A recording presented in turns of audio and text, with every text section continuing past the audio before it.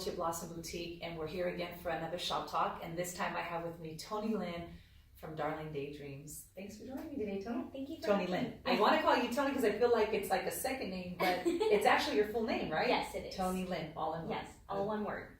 You said no dash, no yeah, nothing. no dash, no hyphen, no random capital letter in the middle. It's all just one word. Toneylynn. It's a really pretty name, by the way. Thank you. Yeah, it's super unique. Yeah, it is for sure. And speaking of unique, I want to talk a little bit now about actually your name of your business, Darling Daydream. Mm-hmm. Tell us a little bit about that. Where did you get the inspiration for that name? Well, so the inspiration for the name kind of came from a number of things. So the first thing was there's a quote that has gotten me through life up until this point. Mm-hmm. It started in college. I heard a song. It was called Daydream. And the song is about the quote, "Don't quit your daydream." And that really resonated with me at the time because I knew there were so many things I wanted to do, but I just didn't know how I was going to get there. And, you know, so I just kept telling myself, okay, don't quit your daydream. It's okay. You're going to figure it out. And I even put it on my graduation cap. It's like, and I remember, it's funny even thinking back. So at the time that I was graduating, I knew I wanted to put "Don't Quit Your Daydream" on my cap. And at first I was like, okay, I'll just go to Michael's, I'll buy some stickers, and I'll just put the letters on there. And I didn't like any of the fonts, and so I did it all myself. I went online, I found fonts I liked, I put it together and cut them all out. So back then I already liked fonts and typography, and I didn't even know this is where it would end up. But anyway, so "Don't Quit Your Daydream," that's kind of where the daydream part comes from, and also daydream is one of my favorite words because of what it represents. I feel like it really, for me, a lot of my creative process and things that I need to work out, I always figure it out or kind of find solutions through daydreaming.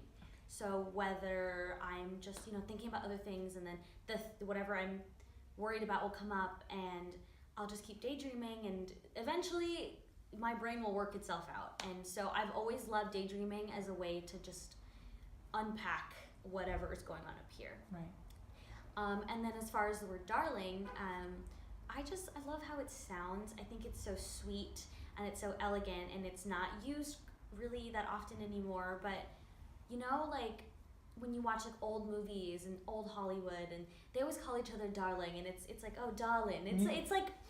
It's just so, it rolls off the tongue. It's just so pretty. And I don't know, I loved the feel of it. It's so romantic and classic, and just everything I love about the world. But also Darling Daydream together, I felt like it had a nice flow. The balance of it was really good. And when you write it, I also knew if I was gonna write it in calligraphy, it would look really pretty and elegant as well, because I like writing D's and just the way the word was laid out. Yes. So it's kind of a big reason why. And it just spoke to me. Just kind of, one day I was playing with different words or different names that I could go with, and it just stuck. And that, I came up with that, and I was like, this is it. This feels right. I think this is what I'm gonna go with. And you said a key word there, which leads me to my next question. You said calligraphy. So the next question is, what is Darling Daydream? So Darling Daydream is hand-lettered, I say hand-lettered goods and gifts. Okay.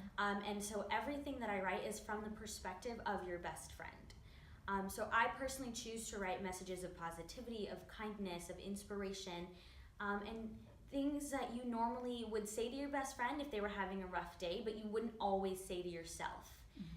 So oftentimes we're kinder to others than we are to ourselves, but honestly the words that you say to yourself and the words that you think constantly are what stick with you. So even if you're saying something, just subconsciously and you're joking, when you have a rough day, guess what the first thing out of your mouth is going to be? It's going to be that thing that you were joking about, And so for me, it's really important to choose those messages of positivity over anything else, because it's what we need more of. Right. It's what I needed when I started, it's what I need now, and it's what I know a lot of my friends and people that I come across need. So I choose those messages, and I like to do it in hand lettering because I feel like people don't write handwritten notes anymore. Right. And it makes a difference when you get a card that is essentially made for you, when it had you in mind. So when I first started and I was practicing calligraphy, it was my way of having a creative outlet. I used to sit in my cabin. I used to work on a cruise ship, and so I would sit in my tiny little cabin. Those of you that have ever worked on a cruise ship or been on a cruise ship know, like, crew cabins are small.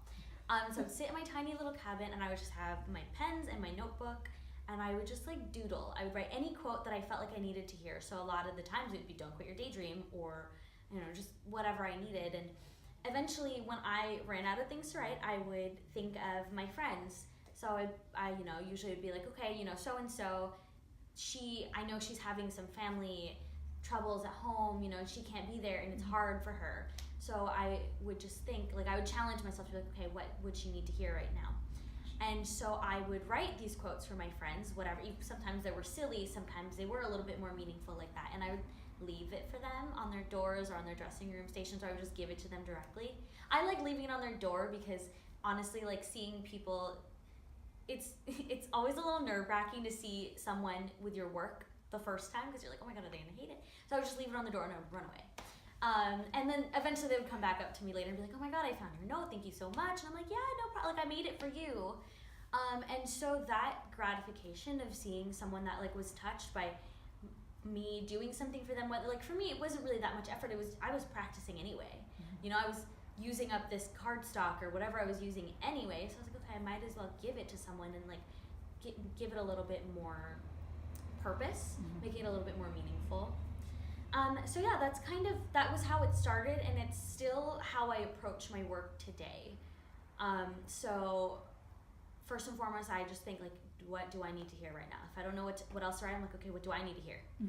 And it kind of goes from there.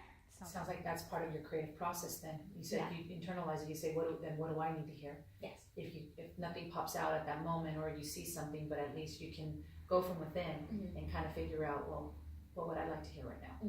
And I think that's really beautiful, because you've tailored your business in so many ways. You've made it so personable with the fact that it's your hand, you know, and you're writing, and your hand is actually touching the paper.